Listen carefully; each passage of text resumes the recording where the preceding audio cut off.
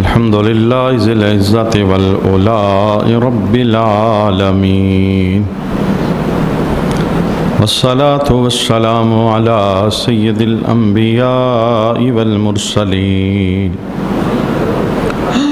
والعاقبة للمتقين أما بعد فأعوذ بالله من الشيطان الرجيم بسم الله الرحمن الرحيم إنما يخشى الله من عباده العلماء صدق الله مولانا العظيم إن الله وملائكته يصلون على النبي يا أيها الذين آمنوا صلوا عليه وسلموا تسليما اللهم صل على سيدنا ومولانا محمد وعلى آل سيدنا ومولانا محمد وبارك وسلم وصل عليه الصلاة والسلام عليك يا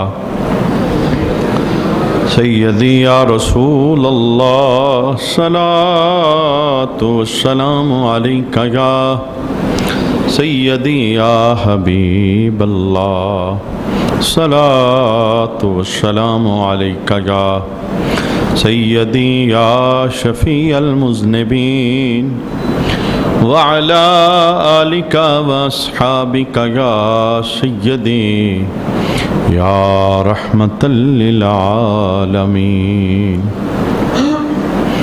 دنیا سے نہ دنیا کے بازار سے ملتی ہے جو چیز خدا والوں کے پیار سے ملتی ہے۔ دنیا سے نہ دنیا کے بازار سے ملتی ہے جو چیز خدا والوں کے پیار سے ملتی ہے۔ جنت کی گر خواہش ہے تو زاہد کو یہ سمجھا دو، جنت تو محمد کے دربار سے ملتی ہے۔ مرشد سے میری نسبت اور غوث سے مرشد کی، مرشد سے میری نسبت اور غوث سے مرشد کی، آخر یہ لڑی جا کے سرکار سے ملتی ہے۔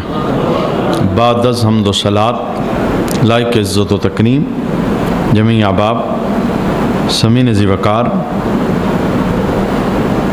20 صفر المظفر حضور داتا گنج بخش علی اجویری رحمۃ اللہ تعالیٰ علیہ کا عرس مبارک شایان شان طریقے سے ہر سال کی طرح اس دفعہ بھی منایا گیا، اور ہم اہل سنت اس بات پر اللہ کا کروڑہ شکر ادا کرتے ہیں کہ اللہ نے بڑی بڑی قد آور ہستیاں ہمیں عطا فرمائی، اور ہمارے دامن کے اندر ایسے لوگ موجود ہیں جن کا پہرا 14 صدیوں پر محیط ہے۔ یعنی اگر کوئی ہم سے ہمارے عقیدے کی سچائی پوچھنا چاہے تو ہم ہر دور سے جو عقیدے میں اونچے لوگ تھے، جو تصوف میں اونچے لوگ تھے، جن کا ہر زبان پر چرچا تھا، ہم ان لوگوں کا نام اپنی زبان پر لاتے ہوئے فخر محسوس کرتے ہیں۔ خصوصاً یہ بر صغیر کی تو تاریخ ہے، پاکستان اور ہندوستان، اس تاریخ کے اندر ہمارے پاس جو اونچی اونچی شخصیات جن کے اندر حضرت داتا گنج بخش علی اجویری رحمۃ اللہ تعالیٰ علیہ، حضرت خواجہ غریب نواز رحمۃ اللہ تعالیٰ علیہ، حضرت معین الدین چشتی رحمۃ اللہ تعالیٰ علیہ، حضرت بابا فرید رحمۃ اللہ تعالیٰ علیہ، حضرت مجدد الافسانی رحمۃ اللہ تعالیٰ علیہ، حضرت پیر سید میر علی شاہ صاحب رحمۃ اللہ تعالیٰ علیہ، حضرت امام احمد رضا خان فاضل بریلوی رحمۃ اللہ تعالیٰ علیہ، حضرت شیخ عبدالحق محدث دلوی، حضرت امام فضل حق خیر آبادی، اس طرح کے اونچے اونچے لوگ اللہ نے ہمیں عطا فرمائے ہیں، اور انہوں نے ہمارے عقیدے پر صدیوں پہرا دیا ہے، اور وہی شستہ عقیدہ آگے ہم تک پہنچایا ہے جو عقیدہ نبی کریم صلی اللہ علیہ وآلہ وسلم نے اپنے صحابہ کو عطا فرمایا تھا۔ چونکہ اس مہینے کے اندر بے شمار بزرگان دین کے عرس ہوتے ہیں، اور کچھ شریعت کی خلاف ورزیاں جو عرس کے موقع پر جہلاء کی طرف سے کی جاتی ہیں، اہل سنت کے ہر ممبر سے، ہر جگہ سے اس کی مذمت کی جاتی ہے کہ ہمارا ان رسومات کے ساتھ کوئی تعلق نہیں، کیونکہ جو صاحب مزار ہیں وہ سارے کے سارے جید علماء ہیں، اور عالم کبھی بھی کسی کو شریعت کی خلاف ورزی کی اجازت نہیں دیتا۔ مثال کے طور پہ حضور داتا گنج بخش رحمۃ اللہ تعالی علیہ، آپ کے عرس پاک کے موقع پر کچھ رفاوس کی طرف سے اور اہل بدعات کی طرف سے ہر سال کی طرح اس سال بھی عرس کی تقریب کو بدنام کرنے کے لیے بنگڑے اور چرسیں اور اس طرح کی غیر شرعی حرکات جن کا بزرگان دین کے ساتھ کوئی تعلق نہیں ہے، یہ عالی لوگ ہیں، یہ اونچے لوگ ہیں، اسی لیے بارہا میں محراب اور منبر کا حق ادا کرتے ہوئے اس بات کی آگاہی آپ کو دیتا رہتا ہوں کہ یہ جو تصوف کا جاہلانہ معیار ہمارے سامنے پیش کیا جاتا ہے کہ تصوف کوئی اور چیز ہوتی ہے، طریقت کچھ اور ہوتا ہے، شریعت کچھ اور ہوتی ہے، یہ راہیں جو جدا جدا کی جاتی ہیں اصل کے اندر یہ بغاوت ہوتی ہے۔ یہ جتنے اونچے لوگ ہیں، یہ جتنے عالی لوگ ہیں، اگر آپ ان کی تعلیمات پڑھ کے دیکھیں، رب کی عزت کی قسم، ان کی زندگی کا ہر لمحہ یاد خدا میں ملے گا یا یاد مصطفیٰ میں ملے گا۔ یہ حضور داتا جی آپ غزنی کے اندر پیدا ہوئے، افغانستان کے اندر، اور تبلیغ دین کے لیے آپ لاہور تشریف لائے، اور پھر یہاں بیٹھ کے آپ نے لوگوں کو دین پڑھایا اور باقاعدہ علم کی ترویج کی، اور جاتے ہوئے ایک اثاثہ آپ نے چھوڑا، کشف المعجوب، اپنی ایک خوبصورت کتاب محبین کے لیے، مریدین کے لیے، چاہنے والوں کے لیے، اور ہر وہ بندہ جو اپنی نسبت کسی ولی کے ساتھ ظاہر کرتا ہے ان کی رہنمائی کے لیے، یہ بتانے کے لیے کہ رب العالمین نے ہمیں جو کچھ عطا فرمایا ہے شریعت پر چلنے کی وجہ سے عطا فرمایا ہے۔ جتنے بھی عالی مزار ہیں، مزار والے کی کوئی غلطی نہیں، ایک جاہل بندہ جا کے اپنی جاہلانہ کوئی حرکت وہاں پہ کرتا ہے تو اس جاہل کی مذمت کی جائے گی،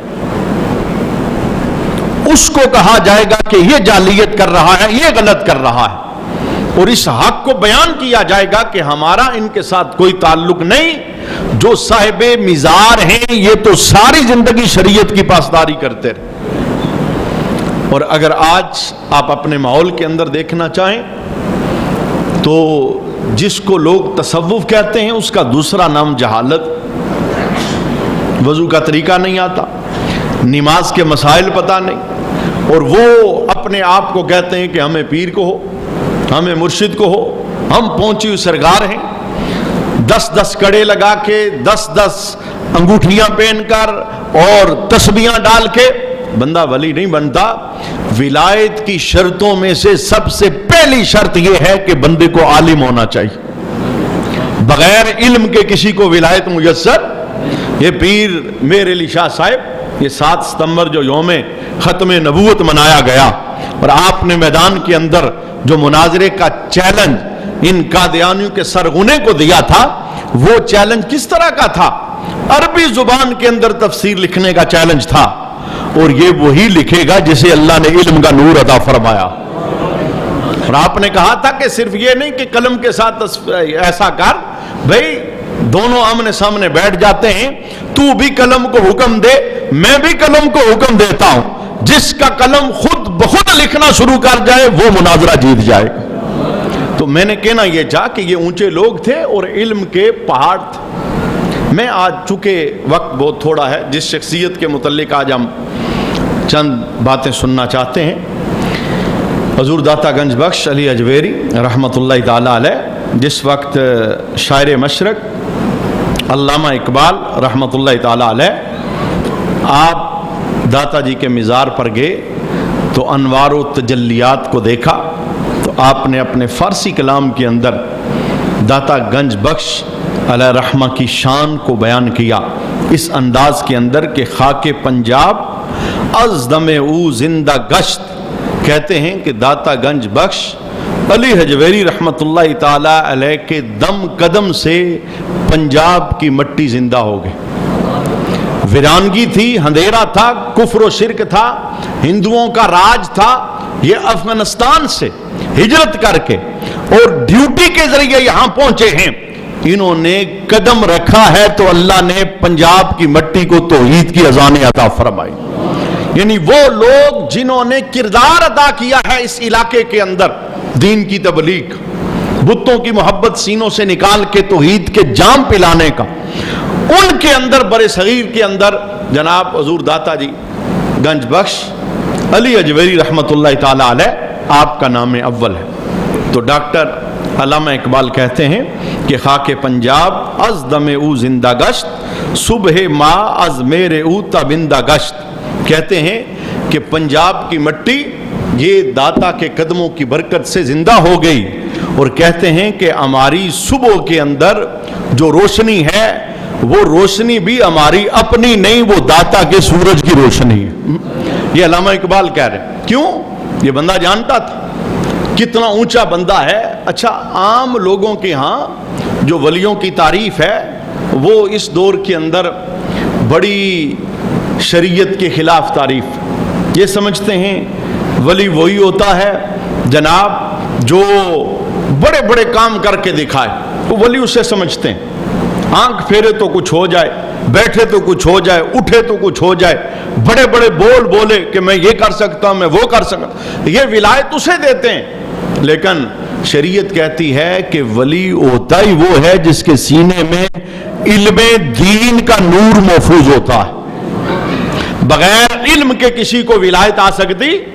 تو آپ کی جو کتاب ہے کشف المعجوب، آج اس سے میں چند حصے آپ کے سامنے پیش کرنا چاہتا ہوں۔ آپ نے دین کی تبلیغ کس طرح کی، آپ نے دین پڑھایا کس طرح، آپ نے علم کے ساتھ جو تعلق ہے اسے کیسے بیان فرمایا۔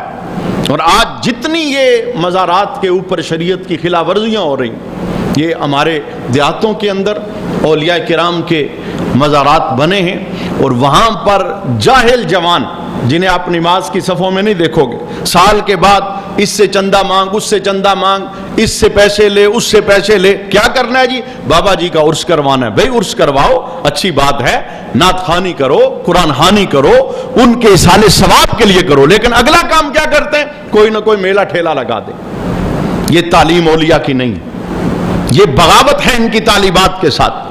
کوئی ولی، کوئی اللہ کا پیارا جاتے ہوئے وصیت کر کے نہیں گیا، اور یہ کھلا مکھلا شریعت کی خلاف ورزی ہے۔ 14 صدیاں محیط جو شریعت ہے، کسی جگہ پر، کسی مزار، کسی قبر کے لیے یہ بنائے ہوئے اور گڑھے ہوئے لوگوں کے اصول ہے۔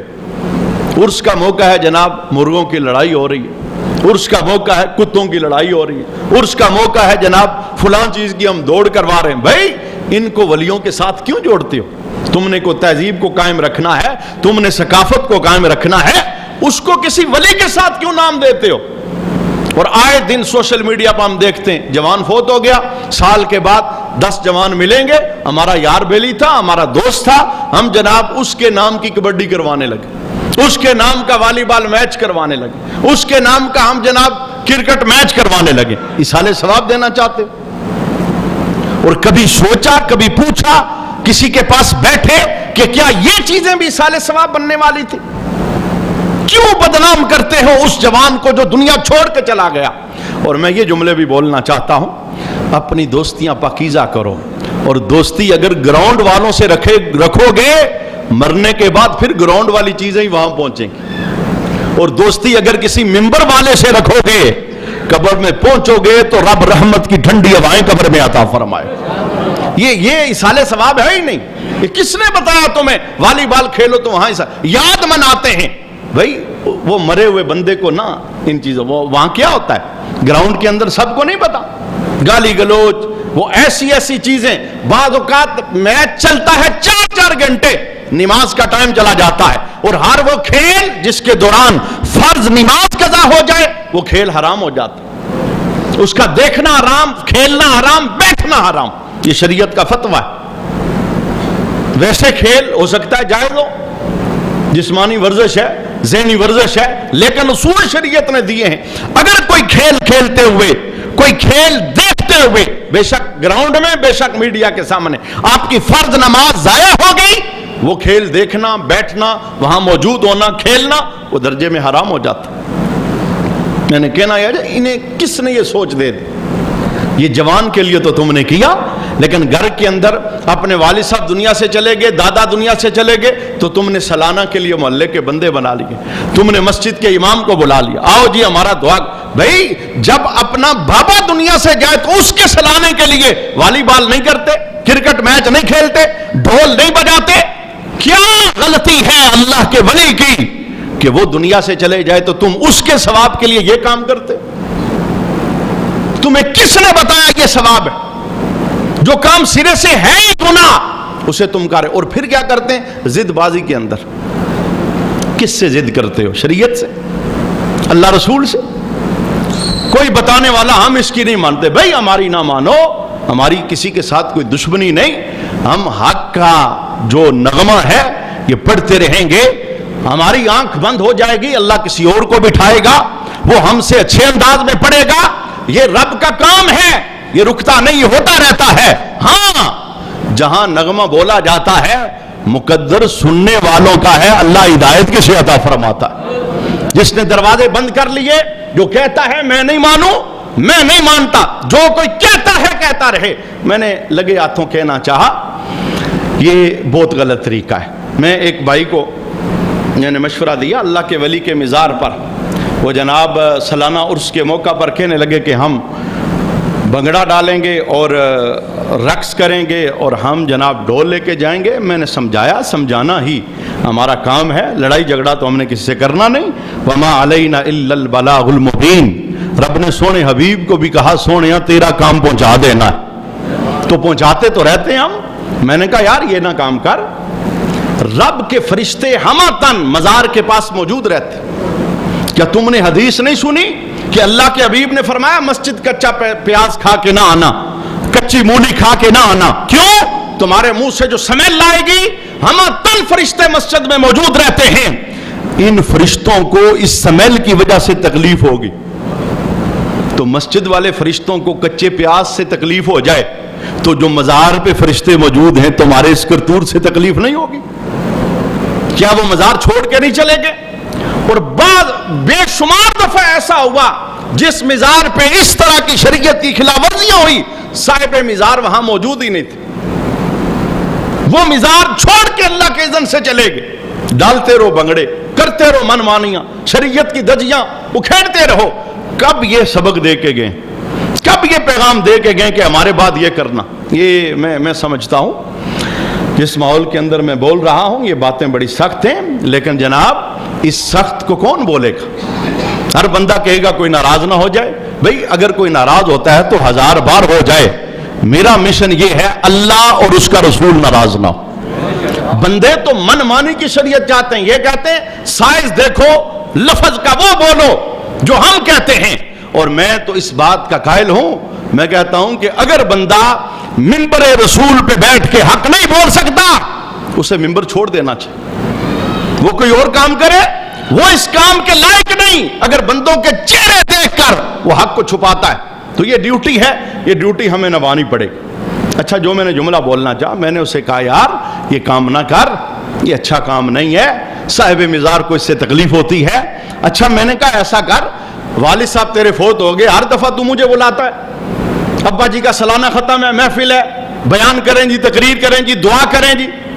تو اس دفعہ ایسا کرنا, جب سالانہ ختم ہونا تو ڈھول لے کے ابا جی کی قبر پہ جانا. آپ خود دیکھیں دیکھیں ہمارا قبرستان ہے، اگر آپ کسی کو دیکھیں نالائق بیٹا جا کے ڈھول ابا جی کی قبر پہ بجا رہا ہے، آپ کہیں گے اس کی عقل سلامت نہیں ہے، یہ کیا کرتا ہے، تکلیف ہو رہی ہے قبرستان میں ایسا کام کرتے ہوئے۔ میں کہتا ہوں تم نے معیار کیسا دورہ بنایا ہے، اگر قبرستان تمہارے نزدیک ادب والی جگہ ہے تو رب کے ولی کا مزار تمہارے نزدیک ادب والی جگہ نہیں ہے؟ وہ تو اس سے بڑھ کر ادب والی جگہ ہے کہ ہمہ دن رب کے رحمت والے فرشتوں کا نزول ہوتا رہتا۔ بارکیف میں نے جو جملہ بولنا چاہا، میں نے کہا کہ یہ اولیاء کرام ان کا جعلیت کے کسی بول سے کوئی تعلق نہیں۔ میں آپ کو حقیقت بتانا چاہتا ہوں، یہ میرے لفظ نہیں، یہ حضور داتا جی کی قلم سے نکلے ہوئے لفظ ہیں، اور میں ان لفظوں کو اسی انداز میں بیان کرنا چاہتا ہوں تاکہ میں بتاؤں کہ میں اپنے پاس سے کچھ نہیں بول رہا، کہ یہ جو اس وقت لوگوں نے ایک وتیرہ بنایا نا، کہتے ہیں مولوی کا دین اور ہوتا ہے، پیر کا دین اور ہوتا ہے، علماء کا تعلق مساجد کے ساتھ ہے، اور جناب پیر کا تعلق وہ کسی اور جگہ سے ہے، عمل کی بات نہ کرو، انہیں نماز کا نہ بولو، انہیں شریعت کی پابندی کا نہ بولو۔ جناب کوئی بھی بندہ ہو جائے نا جس نے کلمہ پڑھا ہے، اس کا نام آپ کچھ بھی ڈال لو، یہ پیر صاحب ہیں، یہ علامہ صاحب ہیں، یہ فلاں ہے، یہ فلاں ہے، شریعت کی نظر میں سارے جب اس نظر میں کھڑے ہوتے ہیں تو ایک ہی صف میں کھڑے ہو گئے محمود و ایاز، نہ کوئی بندہ رہا نہ کوئی بندہ نواز، اس گلی میں سارے برابر ہیں۔ یہاں تو جناب صحابہ کرام بھی ہوں تو وہ اس گلی سے گزرتے ہیں، یہاں تو نبی کریم کی ذات ہو تو سرکار پہلے شریعت کو اپنی ذات پر اپلائی کرتے۔ کبھی آپ نے اپنے ایسے نہیں کہا کہ میرا دین اور ہے، میرے صحابہ تمہارا دین اور ہے، پہلے کر کے بتایا کہ دیکھو میں تمہارے سامنے نمونہ میں ہوں، مجھے دیکھو، اسوہ اسلام میں دے رہا ہوں۔ تو میں بتانا یہ چاہتا ہوں شریعت اور ہے، طریقت اور ہے، ہماری راہ اور ہے، ان کی راہ اور ہے۔ جب ان جاہلوں کو بولا جائے جاہلیت سے باز آ جاؤ تو یہ پھر آگے سے ایسی باتیں کرتے ہیں جن کا ہماری شریعت کے کوئی تعلق نہیں۔ آئیے میں کشف المحجوب سے حضور داتا جی کے چند جملے آپ کے سامنے پیش کرنا چاہتا ہوں، ان لوگوں کا علم کے ساتھ کتنا گہرا تعلق ہے، اور میں بار بار آپ کو بتاؤں گا۔ آئیے، دعوت ہے، فکر ہے، صرف فرض نہیں، یہ تو جمعہ فرض ہے نا، آپ پڑھنے آتے چلے آ جاتے ہیں، لیکن حب رکھیے اپنی، دین سیکھنا ہماری ضرورت ہے۔ تب تک جہالت وہ ہمارے سروں کے اوپر چڑھ کے بولتی رہے گی جب تک ہم اس کا کلا کما علم کے ذریعے نہیں کریں گے۔ جہالت کا توڑ علم ہوتا ہے، اور علم تب آتا ہے جب سیکھنے کے لیے بندہ دامن بسارتا ہے۔ جب تک وہ دامن نہیں، وہ سمجھے گا نہیں کہ میری ضرورت ہے کہ نہیں، یہ ضرورت ہمیں سمجھنی پڑے گی، اور اگر ہم ضرورت نہیں سمجھیں گے تو کل یہ جہالت ایسی سر چڑھ کے بولے گی، یہ جہالت بندے کو کفر تک پہنچاتی، یہ جہالت بندے کو دوزخ تک پہنچاتی، یہ جہالت بندے کی جنتی راہوں میں رکاوٹ بن جاتی ہے۔ آئیے، داتا صاحب نے جو کتاب لکھی نا کشف المحجوب، جو اس کا آپ نے پہلا باب باندھا، وہ باب کیا ہے؟ آپ نے باب کا نام رکھا باب اثبات العلم، علم کے اس باب کے اندر آپ نے باب باندھا، اور پہلا جملہ کیا لکھتے ہیں؟ کہتے ہیں خداوند تعالی گفت اندر صفت علماء، کہ اللہ تعالی علماء کی شان کے اندر قرآن میں یوں فرماتا ہے۔ یہ دور نہیں تھے، چونکہ خود عالم تھے، خود پڑھانے والے تھے، خود سکھانے والے تھے، لوگوں نے نام ڈالا یہ 11ویں والے پیر ہیں، خالی 11ویں دے دو، حضور غوث اعظم، اور حضور غوث اعظم کی سیرت پڑھ کے دیکھو 1,00,000 سے زائد شاگردوں کو آپ نے درس نظامی پڑھایا، انہوں نے تعارف خالی یہ کروایا، یہ اس سے آگے بڑھنا نہیں چاہتے چونکہ اپنا علم کے ساتھ تعلق نہیں ہے۔ تو حضرت داتا گنج بخش علی حجویری رحمۃ اللہ تعالی علیہ آپ فرماتے ہیں کہ اللہ کریم نے قرآن کریم کے اندر علماء کی شان کو بیان کیا ہے، انما یخشی اللہ من عبادہ العلماء، کہ اللہ سے اس کے بندوں میں وہی ڈرتے ہیں جنہیں رب نے علم عطا فرمایا۔ علم خوف پیدا کرتا ہے، علم ڈر پیدا کرتا ہے، علم رستہ روشن کرتا ہے، علم جہالت کو دور کرتا ہے۔ اور حضور داتا جی ساتھ اس کے حدیث جوڑتے ہیں، کہتے ہیں کشف المحجوب کے اندر کہ محبوب کریم علیہ السلام نے فرمایا طلب العلم فریضۃ علی کل مسلم، کہتے ہیں علم حاصل کرنا ہر مسلمان پر فرض ہے۔ جہالت کا تدارک کرنا ہر مسلمان پر لازم ہے کہ وہ سیکھے. اور پھر آپ گفتگو کا آغاز کرتے ہوئے کہتے ہیں بداں کے علم بسیار است و عمر کوتا. کہتے ہیں کہ جان علم کا سلسلہ طویل ہے اور عمر بڑی تھوڑی ہے. علم کا سلسلہ بڑا لمبا ہے, یہ بڑا گہرا سمندر ہے, اور عمر تیری بڑی شارٹ ہے, بہت تھوڑی ہے. 60 سال بھی بلا کوئی عمر ہے؟ جو اس وقت 50 کراس کر چکے ان کے پاس کیا بچا ہے؟ تو آپ اس چیز کو کہتے ہیں کہ تیری زندگی کا ہر لمحہ تیرے لیے بڑا قیمتی. جان عمر بڑی تھوڑی ہے اور علم کا سلسلہ بڑا طویل ہے. آپ نے جملہ کیوں بولا؟ آپ نے جملہ اس لیے بولا, آپ نے کہا کہ کسی ایسے علم میں وقت ضائع نہ کرنا جس کا تیرے دین کو کوئی فائدہ نہ ہو. دنیاوی علم بھی تب فائدہ دیتا ہے جب اس کے ساتھ دین جڑا ہوتا ہے, مگر نہ ہم نے اے سی کی کرسیوں پہ بیٹھنے والوں کو کلمہ سناتے ہوئے جھجکتے دیکھا ہے. ہم نے ایم این اے کی کرسیوں پہ بیٹھ کر اسمبلی پہنچنے والوں کو سورہ اخلاص پڑھتے ہوئے بھولتے دیکھا. ہم نے پیپر جمع کرواتے ہوئے کہ میں ملک کی صدارت کو سنبھالوں گا, اور جناب جب دین کی بنیادی باتیں پوچھی گئی زبان لرز کی. آئے دن کیا اس چیز کا ہمارے سامنے نہیں ہے کہ وہ علم ہی اور ہے؟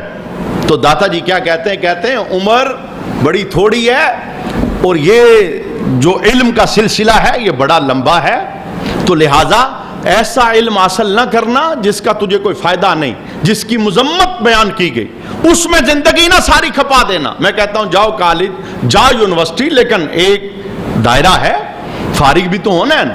لیکن اب یہ تو نہیں میں نے بی اے کر لیا, میں نے ایم اے کر لیا, میں ماسٹر ہو گیا. بھائی تو ماسٹر ہو گیا ہے, مسلمان کب بنے گا؟ تو نے ماسٹر کیا ہے, غلام مصطفیٰ کب بنے گا؟ تو نے ڈگریاں ہاتھ میں رکھی ہیں, تجھے وضو کا طریقہ, نماز کا طریقہ, غسل کے مسائل, طلاق نکاح کے مسائل, دین کے بنیادی مسائل, یہ کب پتہ چلیں گے؟ آپ نے دلیل کے طور پر قرآن کی ایک آیت بیان کی, وَيَتَعَلَّمُونَ مَا يَضُرُّهُمْ وَلَا يَنْفَعُهُمْ. اللہ ارشاد فرماتا ہے کہ کچھ لوگ ایسے ہیں جو علم حاصل کرتے ہیں لیکن وہ علم ان کے لیے مذموم ہے, سیکھتے ہیں. ما یضرہم مفعول بہی ہے کہ وہ پڑھتے ہیں جو نقصان دیتا ہے, ولا ینفعہم اور ان کو فائدہ نہیں دیتا. پتہ یہ چلا کہ ہر علم فائدے والا, میں مخالفت نہیں کر رہا, لیکن اس وقت دور دنیا کی کیا ہے, دین کو کس کی خبر ہے؟ یہاں تو کوئی بچہ دین کے لیے دینے کے لیے تیار ہو جائے, 10 بندے تو یہ مشورہ دیتے ہیں کیوں زندگی بچے کی بگاڑ رہے ہو. پہلا سوال ہی یہ کرتے ہیں کل کھائے گا کہاں سے, اور یہ سوال آپ سب کے رویوں کی وجہ سے. آپ نے جو حشر علماء, ائمہ, خطباء کے ساتھ کیا, لوگ دین کے لیے بچہ دینے کے لیے تیار نہیں. انہیں پتا ہے دنیاوی تعلیم دلائیں گے, کسی جگہ پہ جا کے کرسی پہ بٹھائیں گے, وہ 4 5 6 گھنٹے ڈیوٹی کرے گا, 80-90 ہزار روپیہ تنخواہ لے گا, اور ہم اسے مسجد بٹھائیں گے, یہ پورا دن ڈیوٹی کرے گا, باؤنڈ رہے گا اور کچھ نہیں کر سکتا, اور اگر کچھ کرے ہم کہیں گے دنیا کے پیچھے بھاگ رہا ہے. ہم کیا کریں گے؟ ہم 15,000 روپیہ تنخواہ دیں گے. اور پھر کوئی بندہ کہتا ہے میں تو بچہ ادھر دوں گا ہی نہیں. کیوں؟ میرے بچے کا مستقبل نہیں ہے. تو پتہ یہ چلا علم برا نہیں, وہ دین کا ہو یا دنیا کا ہو. برائی کب آتی ہے؟ جب ایک سائیڈ ہو, صرف دنیا, صرف دنیا. تو قرآن یہ کہتا ہے کچھ علم مذموم ہوتے ہیں, ان میں نقصان ہوتا ہے, فائدہ نہیں ہوتا. اور میں اس پر دلیل جو داتا جی نے, میں اپنے پاس سے ایک جملہ بھی نہیں بول رہا, حضور داتا جی کشف المحجوب کے اندر اس دلیل کو رسول اللہ کی حدیث سے بیان کرتے ہیں کہ نبی کریم صلی اللہ علیہ وآلہ وسلم ایک دعا بڑی کثرت سے مانگا کرتے تھے. سنیے اس دعا کے لفظ کیا تھے. اور میں کہتا ہوں سب کچھ اپنے بچوں کو بناؤ, ذہن میں رکھو نا, میرا بچہ یہ بن جائے, یہ بن جائے, یہ بن جائے, سکھاؤ انہیں سب کچھ. ہر ڈگری ان کے ہاتھ میں دو, ڈگریوں کی مخالفت نہیں, لیکن ساتھ ساتھ کم از کم بچے کو سونا سا مسلمان بنا دو, خوف خدا رکھنے والا مسلمان. حلال حرام میں فرق رکھنے والا مسلمان گلی میں نکلے اس کی نظر جھک جائے، اس کی نگاہ پر پیرا ہو محمد عربی کی شریعت کا، اور اگر کسی گلی سے گزرے تو لوگ کہیں محمد عربی کا غلام جا رہا، پھر جو علم بھی دو گے وہ علم فائدے والا بن جائے۔ اچھا، نبی کریم صلی اللہ علیہ وسلم دعا کیا مانگا کرتے تھے؟ اللہم انی اعوذ بک من علم لا ينفع، اے اللہ میں تیری پناہ مانگتا ہوں اس علم سے جو نفع نہ دے، اے اللہ اس علم سے میں تیری پناہ مانگتا ہوں جو مجھے نفع۔ کتنے بندے ایسے ہیں بی اے کرنے کے بعد آج انہیں یہ نہیں پتا میری ڈگری کہاں پڑی، ضرورت ہی پیش نہیں آئی، میں نے کہا اچھا ہے کر لیا، بھئی آگے کیا کیا ہے؟ کچھ بھی نہیں کیا، بس ایک ڈگری۔ لیکن میں نے کہا یہ دنیاوی علم ضروری ہے شعور حاصل کرنے کے لیے، لیکن اس کے ساتھ ساتھ یہ سمجھ بھی حاصل کرو جس مقصد کے لیے رب نے بھجوایا۔ حضور داتا جی، میں چونکہ وقت مکمل ہو گیا نا، اس گفتگو کو مکمل نہیں کر سکوں گا، لیکن ایک دلیل آپ نے اور بھی دی ہے، ذرا سنیے کہ علم کا ایک مسلمان کی زندگی میں تعلق کیا ہے۔ یہ وہ بندہ سبق دے رہا ہے آج جس کے بازار پر شریعت کی خلاف ورزیاں کر کے رافضیوں کی طرف سے ٹولے وہاں جاتے ہیں بنگڑے ڈال کے، اور جناب چرسوں کے بنگوں کے جام پلا کے وہ یہ سمجھتے ہیں کہ یہ کارروائی ساری ان کی ہے، اور جو صاحب مزار ہیں وہ بتا کے گئے ہیں ہمارا شریعت سے تعلق ہے اور ہم نے ساری زندگی سونے نبی کی غلامی کے اندر بسر فرمائی، ہمارا بے راہ روی سے کوئی تعلق نہیں۔ سنیے اگلا جملہ آپ کا، آپ کیا کہتے ہیں؟ کہتے ہیں بایت کے علم مقرون عمل باشد، بایت کے علم مقرون عمل باشد، کہ علم عمل سے ملا ہوا ہے، بغیر عمل کے علم کا کوئی فائدہ۔ شیطان بہت بڑا عالم تھا لیکن عمل گیا تو علم سارے کا سارا بے فائدہ ہو گیا۔ وہ جو عمل رب نے بولا تھا آدم کو سجدہ کرو، انکار کر گیا، ایک عمل سے انکار کیا، ایک سجدے سے انکار کیا، تو وہ سب کچھ چلا گیا، لعنتیں لے رہا ہے۔ تو آپ کیا بولتے ہیں کہ رسول اللہ صلی اللہ علیہ وسلم گفت کہ آقا حضور رحمت عالم صلی اللہ علیہ وسلم نے فرمایا المتعبد بلا فقہ کالحمار فی الطاحون، کہ جو بندہ عبادت کرتا ہے پر عبادت کا علم اس کے پاس نہیں ہے، عبادت کرتا ہے، نماز پڑھتا ہے، مسائل کا پتہ نہیں، جنازہ پڑھتا ہے، مسائل کا پتہ نہیں، روزہ رکھتا ہے، مسائل نہیں جانتا، حج کرنے چلا جاتا ہے، مسائل کا علم نہیں۔ پوچھئے قاری اسلم صاحب سے کہ دوران حج پورا دن دماغ کھپا کھپا کے میں کہ باہر اتنے پیسے لگا کے آئے ہو، بتاؤ تو کرو گے کیا؟ تیرے اوپر دم آ رہا ہے، تو نہیں غلطی، تیرے اوپر دم آ رہا ہے، کہتے ہیں میں حاجی بن گیا چونکہ میں وہاں کے ہو کے آیا، پیسہ لگایا پر سیکھا نہیں، نکاح کر لیا، شادی کر لی، مسائل کا پتہ نہیں، غصے میں آ کے میں نے یہ کہا تھا، یہ بول دیا تھا، بولنے کے بعد پھر جا کے پوچھنا تو پہلے تھا، سیکھنا تو پہلے تھا۔ مثال سنیے آپ نے کیا دی، آقا حضور رحمت عالم صلی اللہ علیہ وسلم نے فرمایا کہ جو بندہ عبادت کرتا ہے مگر عبادت کے مسائل اسے پتہ نہیں، وہ ایسے ہے جیسے کسی بیلنے پر، کسی کنویں پر، کسی چکی پر گدھے کو جوت دیا جائے۔ کہ پہلے زمانے میں نا باغوں کے اندر بڑے کنویں ہوتے تھے، گدھا جوتا جاتا تھا، اس کے اوپر پٹی باندھ کے نا وہ گول چکر پھرتا رہتا تھا، پانی نکلتا رہا، آپ نے منظر دیکھا ہے نا، گدھے کو نہیں پتا میں کیوں چکر کاٹنا، وہ پھر رہا ہے۔ یہ مثال میری نہیں، رسول اللہ کی مثال۔ فرمایا تیری حرکات و سکنات تو ہیں، تو کھڑا ہوتا ہے، بیٹھتا ہے، سجدے میں جاتا ہے، تجھے پتہ ہی نہیں تو کیوں کر رہا ہے، مسائل نہیں آتے، تو کعبے کے چکر تو کاٹ رہا ہے۔ اب یہ ہے کہا بغیر مسائل سیکھے جو عبادت کرتا ہے اس گدھے کی طرح ہے جو چکی پر یا کنویں پر جوت دیا جاتا ہے، وہ چکر کاٹتا ہے پر اسے پتہ ہی نہیں میں چکر کیوں کاٹ رہا۔ آپ سمجھ رہے ہیں یہ کشف المحجوب کا ایک صفحہ بھی میں نے آپ کے سامنے نہیں پڑھا، جو حضور داتا جی کی تعلیمات ہیں۔ آپ نے پہلے علماء کی شان بیان کی، پھر آپ نے علم کی شان بیان کی، پھر آپ نے عمل کی شان بیان کی۔ مجھے بتاؤ، جو بندہ علم اور عمل کی اتنی شان بیان کر رہا ہے، وہ خود کبھی شریعت کا بگوڑا ہو سکتا ہے؟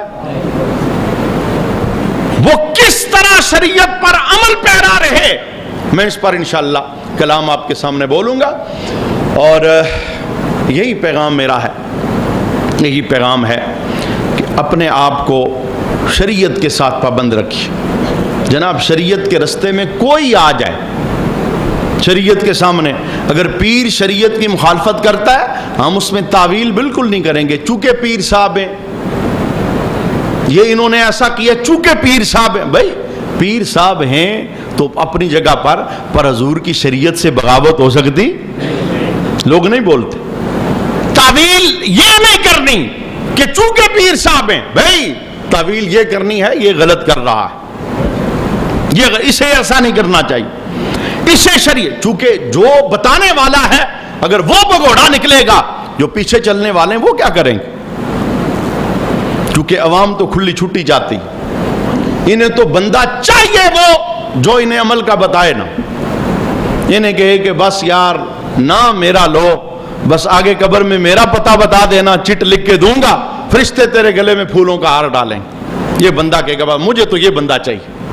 لیکن جناب ایسا رسول اللہ نے کوئی ایڈریس نہیں بتایا، ایسی پرچی میرے حبیب نے بھی نہیں دی۔ سونے نبی بھی بخاری کے اندر ہے، آخری نماز دو صحابہ کے کندھوں کا سہارا لے کے مسجد کے اندر جا کے ادا فرماتے۔ جب سرکار نے خود نماز کی چھٹی نہیں کی تو کسی پیر کو نماز کی چھٹی؟ یہ تعویل ہی غلط ہے، نہیں پڑھتے بھائی کوئی حکمت ہوگی، لعنت ہے، حکمت کیا ہے اس میں؟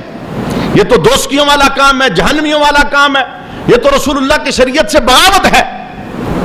بارکیف انشاءاللہ العزیز آنے والے جمعہ کے اندر میں کشف المحجوب کا اگلا حصہ، یعنی آپ کہنا کیا چاہتے ہیں اس علم کے باب کے اندر، میں انشاءاللہ اس پر گفتگو کروں گا۔ اللہ ہمیں حق سننے کی، عمل کی توفیق نصیب فرمائے۔